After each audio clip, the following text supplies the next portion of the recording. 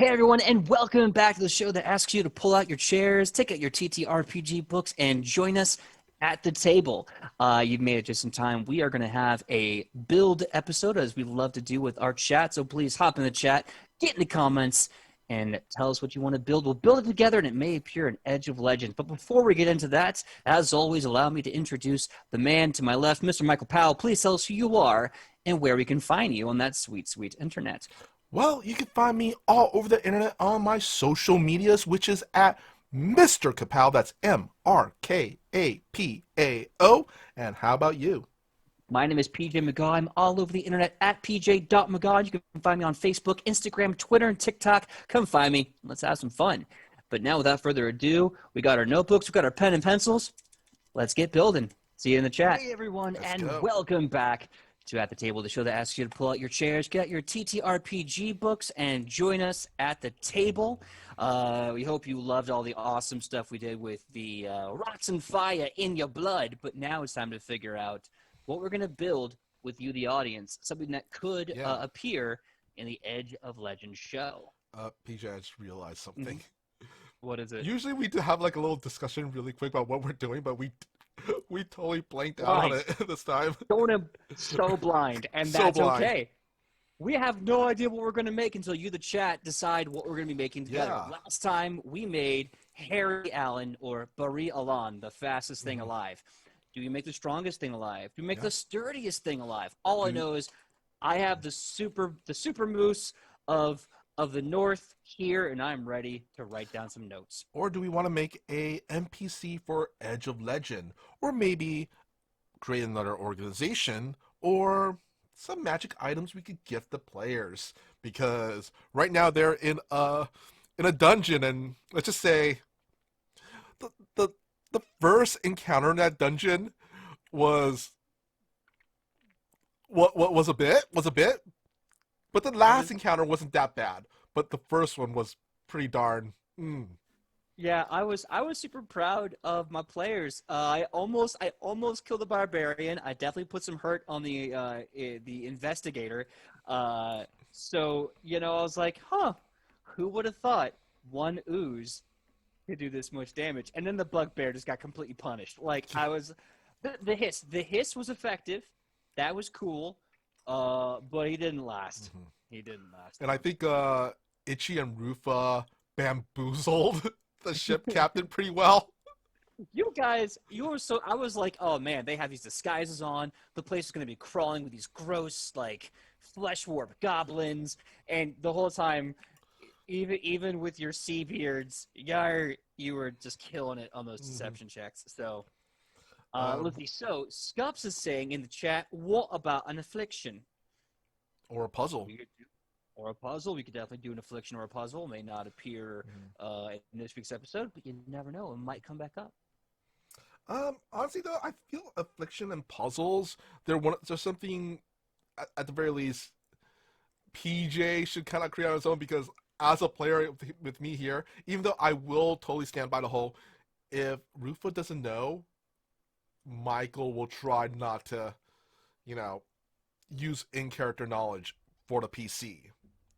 Yeah. Like how we did with the ooze. Yeah, I think maybe getting a request to solve a certain type of puzzle could be fun. Like how they solve this puzzle. That could be really fun. Creating one here at the table, maybe that could be done. You could always just put a comment. Terrell posted riddles. Same thing with riddles. Like, especially, I kind of want to. It's one of the cases where the character is so much smarter than the dumb player who plays them. Rufa will probably be the one taking point on said riddles. I feel like, and here's the funny thing about riddles and puzzles. They can't, or at least they really shouldn't, be something that the character solves. The player does have to be the one that solves that. So, yes. I just had an idea. Because the chat's talking about puzzles, afflictions, and riddles. Let's kind of build on that.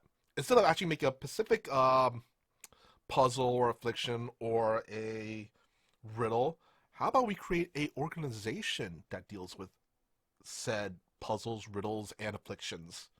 Hmm. Maybe. I feel like that could be an interesting variant to the Compass Rose. Mm-hmm. Because, like, yeah, they're there to find information, to learn the secrets of the world. And I think in their travels, they've realized Mm-hmm. they tend to run into these Yeah, things, and they could build like a subset of people specifically yeah, designed.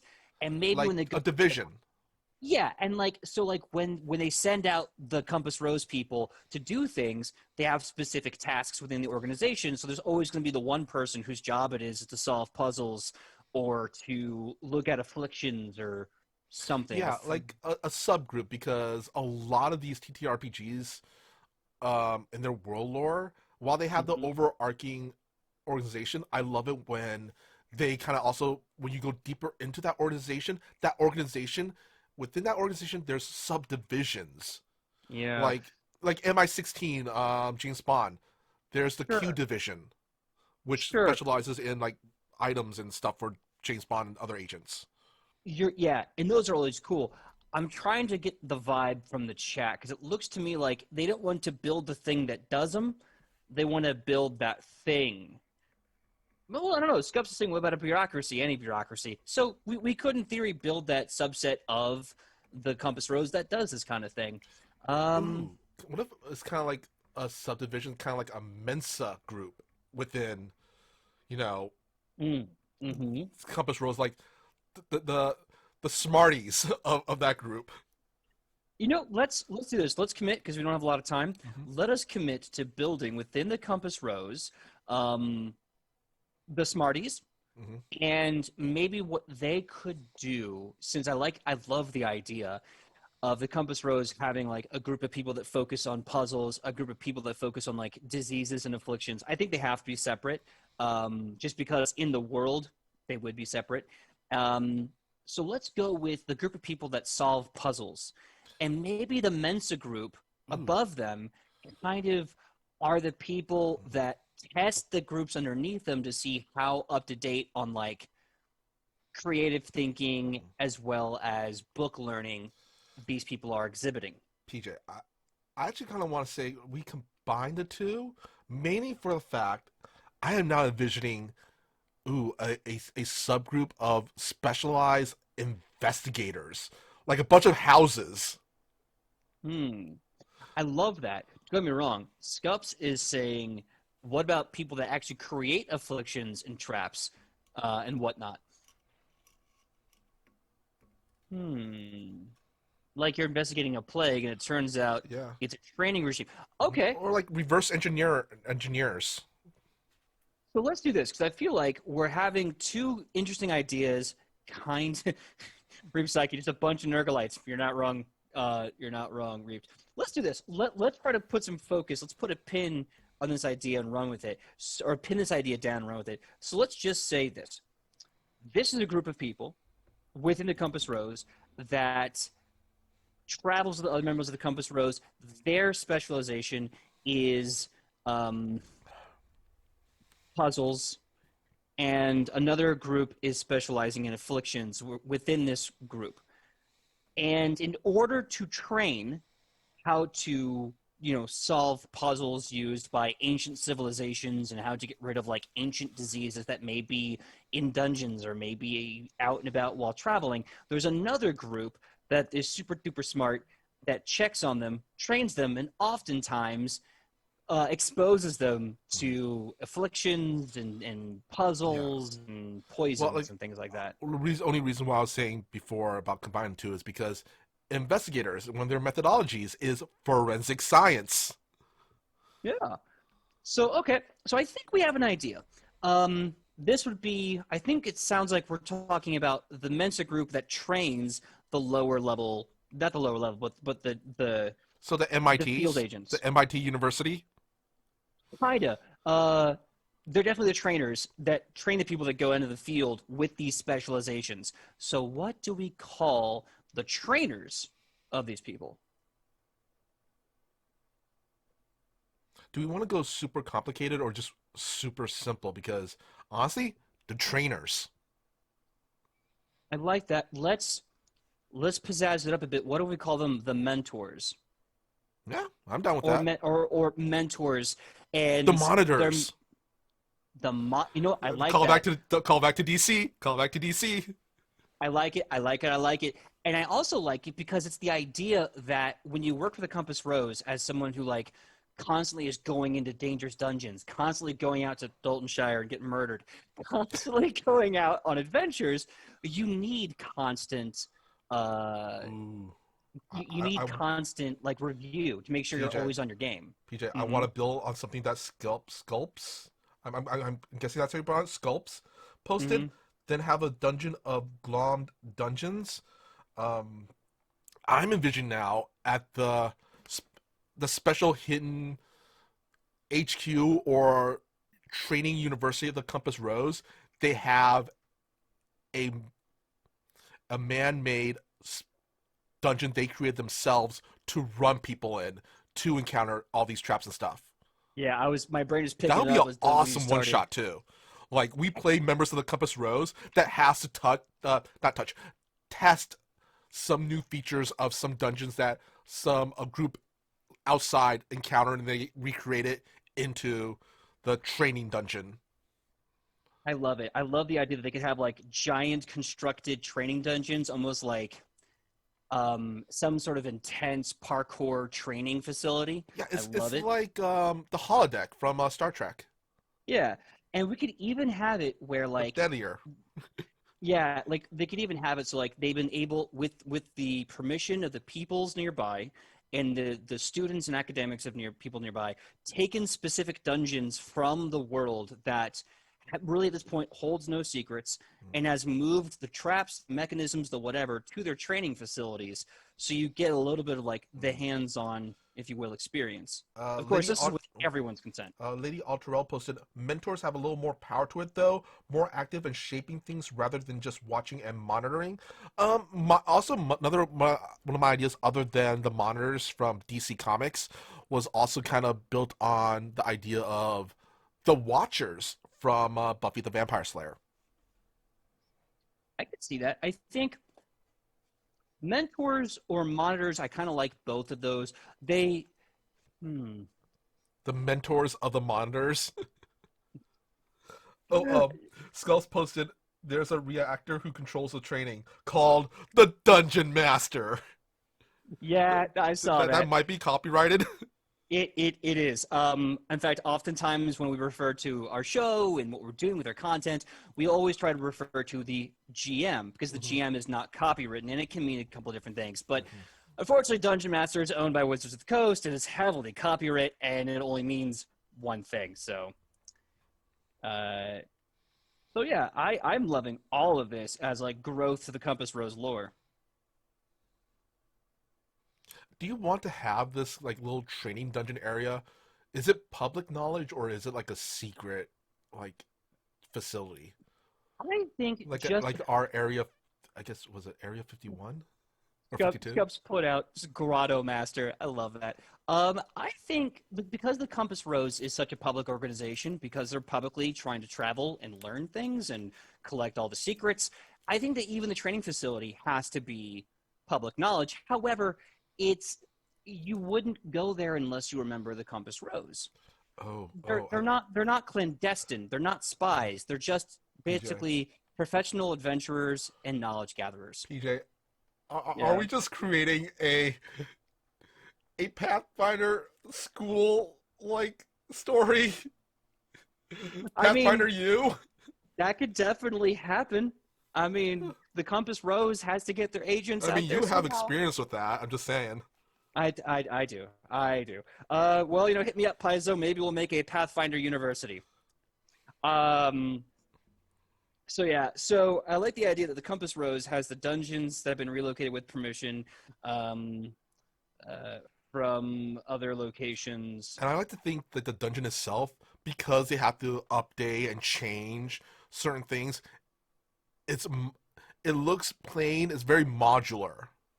Hmm. Like they literally have they have these giant walls you can just bring in and out, like set pieces, like in movies. Exactly. Uh, Like I think like there's definitely the ones that they've built to challenge their people to like, okay, this is how you know like you can generally expect when you hit this pressure plate, something bad's gonna come at you that way. Generally speaking, most treasures are hidden in these fake rooms.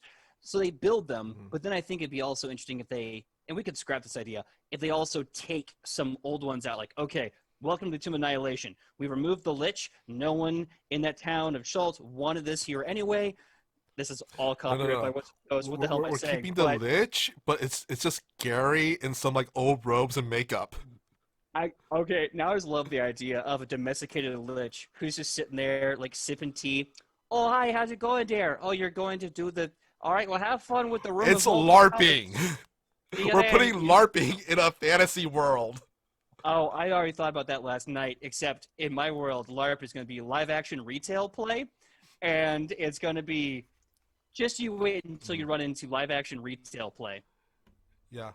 Hey, Uh bring Bob and the other guys. We need some have them put on the ears and the choose yeah those clothing. Yeah, we need some hobgoblins for this encounter.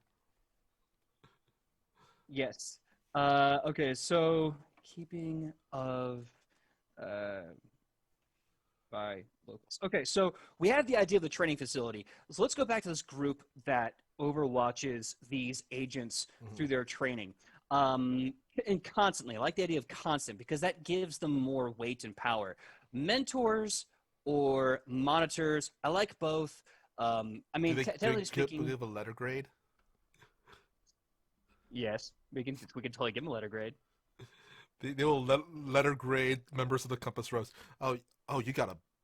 You know what? Not bad, but you could improve. I'm gonna give you B plus. The B plus adventurer. Yes, you are, Billy. Yes, you are. Or do you want to put a ranking Okay, system like A, S, S, B, C, like that? that could Like definitely be the case. gachapons. By the way, I want to say that you said groupings like ASS. Now I know what you meant. Mhm. The super special and the A ranking, but you just spelled ass. I had to be I had to be a child. I didn't want to let that low hanging fruit go, so there you go. Rank ass. You're is that good or bad? It's just rank ass. We don't know if You it's good or decide. You bad. decide. Um. Oh, I love what Alexio Reen, I'm probably butchering how to say that, put in the chat. Oh, sorry, I have to take your soul to feed my phylactery. I'll try to make it painless. Thanks. Just The Canadian lich. oh my god, a Canadian lich. Just sitting there like, oh hello there. Yeah, welcome. Oh yeah, what's this about? Well, here it's just very cold, and I just got sick and tired of paying my heat bill, so I just became an undying, ever living abomination, like you do. Mhm. Oh, uh, uh, they posted Alex is fine. Alex is fine. Cool. Or Alexa. Awesome. So let's see. Group that overwatches the Who overwatches the watches the compass. Overwatchers?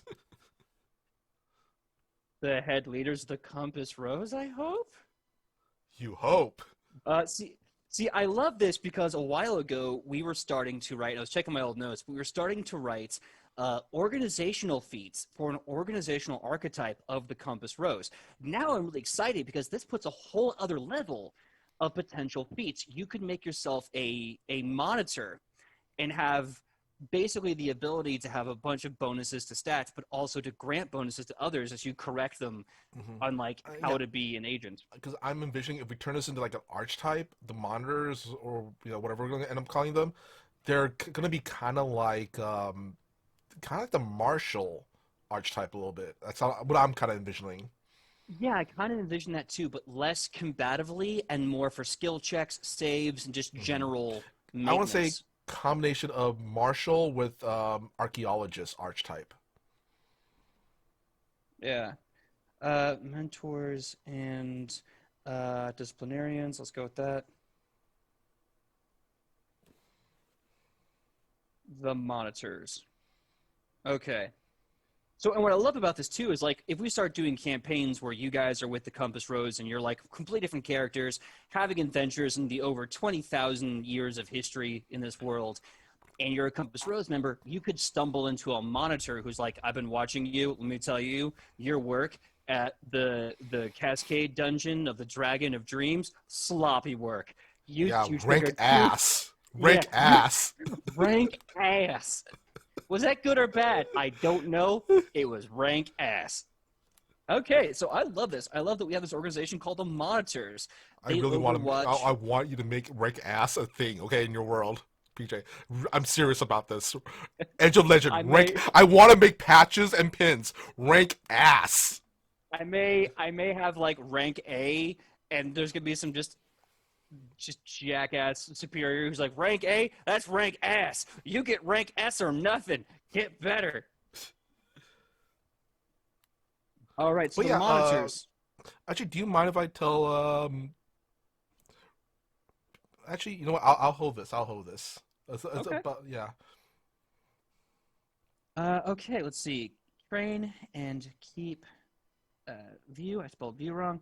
Of their agents in and out of the compound. Okay, so I think we got some really cool world Hmm. lore as well as an organization and the basic Within the idea of how this organization. within the organization and how this tier works. How big should this monitor group be? Should it be like 5, 10, 12, or like as Well, the how need big is the Compass Rose first, real it's quick? massive. It is worldwide with thousands, hundreds of But thousands of in people. game stat. Um, I think it's a I think it's a massive global, yeah, massive global organization Okay, or how worldwide. about we make this into a large group, especially when you consider it's also kind of a university build. So, so the monitors would be large within that group. Yeah, Okay, because I'm also kind of throwing the entire like university and all that stuff. Like we could call it something other than university, but I'm just using that as a placeholder right now. that's fine. I'm saying compound because I feel like they'd be training on Hmm. sites. Um, so anyway, let's do that. Boop, boop, boop, boop. Say it's large so that it's Hmm. a couple of hundred. Hmm. Um, and I think everything else would probably just compare to the Compass Rose. Like, they're obviously online with that because why Hmm. wouldn't they be? So cool. I think we built something really exciting today. Not only do we build a little extra lore for what the Compass Rose can be like, but we built an organization within the organization designed to train agents of the Compass Rose in the university compound and in the field, constantly monitoring their progress and checking up on them when their work gets sloppy. This will be the monitors, the ever mentors of the Compass Rose. I dig it. I dig it a Yeah, lot. yeah. Thank you, Chad. Thank you, Scups. All right. So, really quick, I'm thinking, are we at the end of the stream or are we gonna add something extra? Well, I think it's definitely that time of day to call it here. It is. All right. It's about that time. So Mm-hmm. until then, we're gonna say our wonderful goodbyes. Thank you so much for joining us for this great build. This lore will definitely be popping back up in other ways. Until then, Mr. Michael Powell, tell us who you are and where we can find you on that sweet, sweet internet. But before I do want to throw down a little update on what we're gonna do next week. Something that I'm really excited. Can I? Do you Yes. mind if I drop it Oh, down, please, PJ? by all means, please take it away from here. All right. We're gonna have a special guest. This is one of our yeah, on this show, our first non Nat 20 guests on our show. We're gonna be talking about uh it's my friend Eunice, and we're gonna be talking about stereotypes, tropes, and etc. within Asian stereotypes and tropes, and how we could circumvent it, and also learn a little bit more about how Asia is not a monolith. So I'm really looking forward to that stream next week.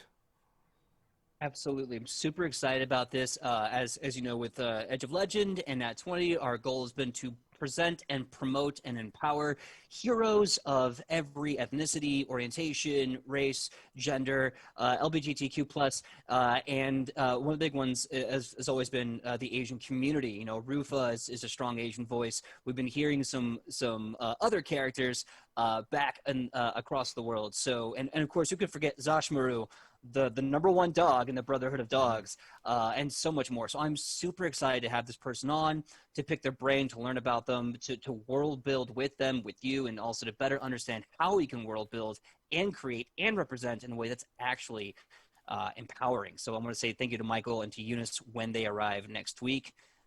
So if you want to come in for the talk, the world build, and the chat, the check-in, please do.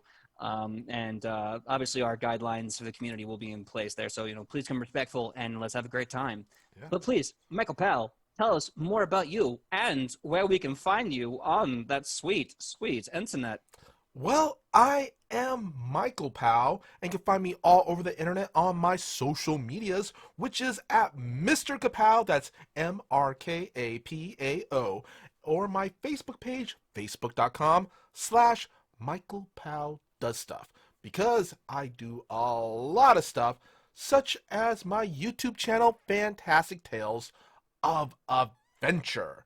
And let's see, on Thursdays at 6 p.m. Pacific Standard Time on the Toyzilla Network Twitch channel. I'm part of a show called Toyzilla Live. Wait, that Toyzilla Network, Toyzilla Live. And we talk about toy news and nostalgia. So that's really fun. Learn about the newest news in toys and collectibles. And how about you, PJ? Well, my name is PJ McGaw. You can find me all over the internet at pj.mcgaw. You can find me on Facebook, Instagram, Twitter, and TikTok. Whew, it's been a day. And when I'm not on those websites or here with Michael every Tuesday, 3:30 to 5:30 p.m., you can find me here Wednesdays, 8 p.m. Pacific Standard Time for our Pathfinder 2nd Edition homebrew show, Edge of Legend, with a whole bunch of gods and cultures and worlds of magic that we made up for this, and it was really exciting. And they're on the big old scary boat with the evil Dr. Mengelma, who's doing a bunch of horrible experiments, and they're going to put him down once and for all. And another thing I'm excited to promote, I think it's official now because it's on Twitter. I've been invited to GM for a very amazing thing called Jasper's Game, which is an online charity organization that is done, in this case, will be done with the Paizo people directly. I'll be playing with for Paizo directly to raise money for charities. I'll try to put a link out in social media on how you can watch, participate, possibly even play with me as your GM. I don't know. I haven't received my list of players yet. But we're going to be putting on a show for charity. It's going to be Sunday, May 9th. Hold on. I got to check my calendar. May Day Fun Day. Yeah, it's going to be May 9th. May 9th at 7:30 p.m. Pacific Standard Time. So come check me out as I do this for Jasper's Game. It's a good cause. And there may be more announcements in the future, some stuff on the horizon, but I'm not going to say until I know. So tune in Wednesdays, tune in Tuesdays, tune in to support Michael, and after this, tune in to Life Action Role Play, where our friends Sam Sterling, Sydney Rubino, and Joe Paloma, and Ryan Omega all play a very awesome game about tea, as well as my good friend Avon, I believe that's their name. I forgot. It is. Let's go check them out. Abe, thank you so much. I just got the name recently, and I was like, yes, I'm going to say their name right. So go check out Life Action Roleplay in about an hour and support all of our friends that play awesome board game about tea. Until then, I'll see you same Nat time, same Nat channel here at the table. Be safe, everyone. Bye.